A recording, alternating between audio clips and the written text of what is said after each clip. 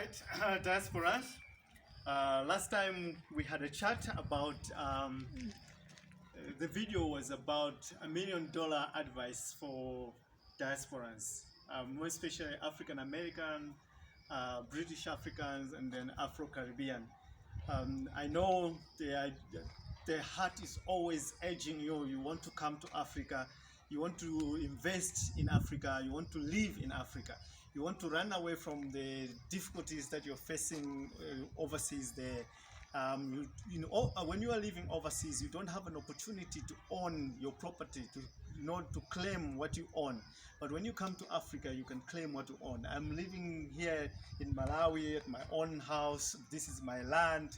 I can do whatever I want in my land. I'm not afraid of anybody. When I wake up, I don't think about the police. They're gonna come and they're gonna choke me and kill me or shoot me. I don't worry about that. All I worry about is what's the next move? What must I do next to make sure that I'm growing my investments?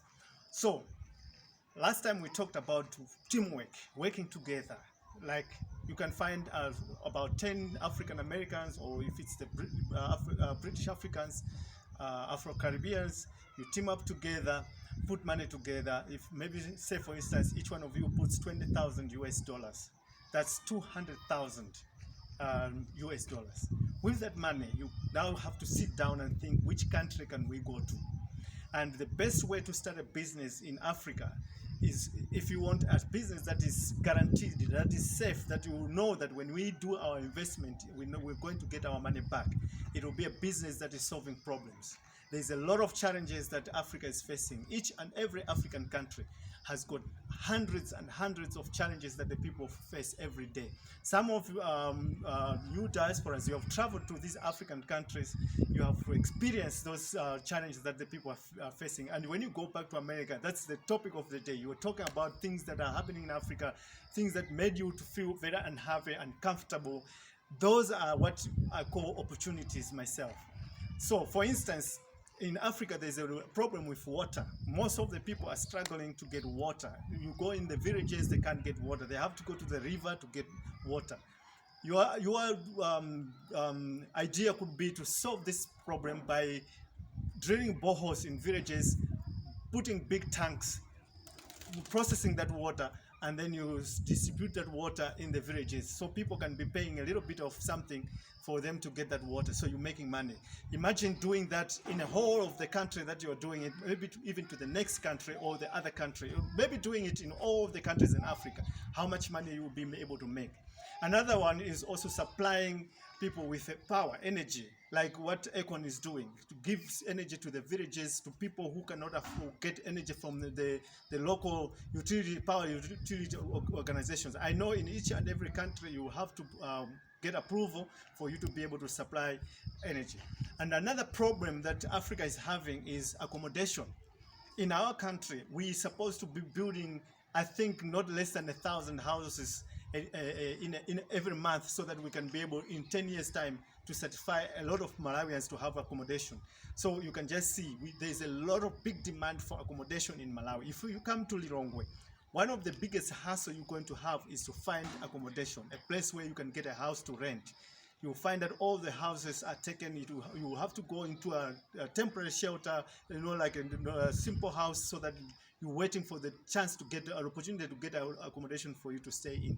So this is a big opportunity. So you can put money together and you say, okay, you come to Malawi, you buy a big piece of land, and then you start building simple houses where people can come in and they can rent. In Malawi, we have got what they call the Housing Corporation. This is actually a government subsidiary. Their duty is to build houses so that people can stay in and renting. The last time I've heard them of building houses for people to rent is maybe 10 years ago or 25 years ago. So up to now, they're not doing anything. So we are not seeing houses being built at a large number of, like a lot of houses being built at one time for people to move in and have a place to rent. So that's another thing, a business opportunity. Another business opportunity is that you come to a country like Malawi from January to February. This is our hunger period. At this time, a lot of people are hungry. There's no food. The food is scarce. Prices of food goes higher. because we are now in the driest time of the year, whereby we are just about to go plant our plants, so that we'll be harvesting the next three months. So because of that, it shows already that food is a big problem in Malawi. So when you come here, you can venture into agriculture. So you'll be producing food for us. There is a lot of food that you can, a lot of people that will be able to buy your food from you. And another thing is we have products like tomato that people grow in Malawi.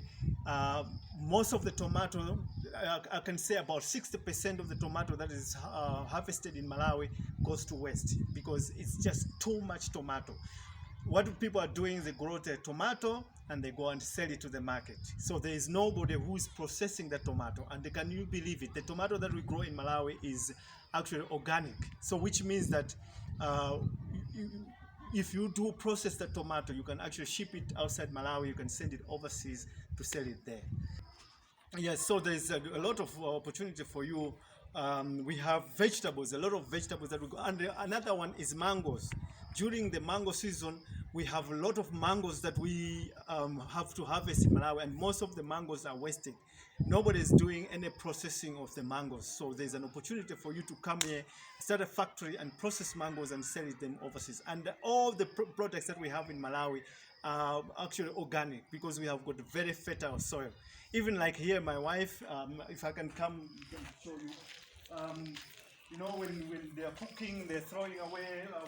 Sometimes you find that the tomatoes just start growing. So this is a tomato that was just growing by itself. We didn't plant this tomato. So my wife just made sure that she takes care of the tomato.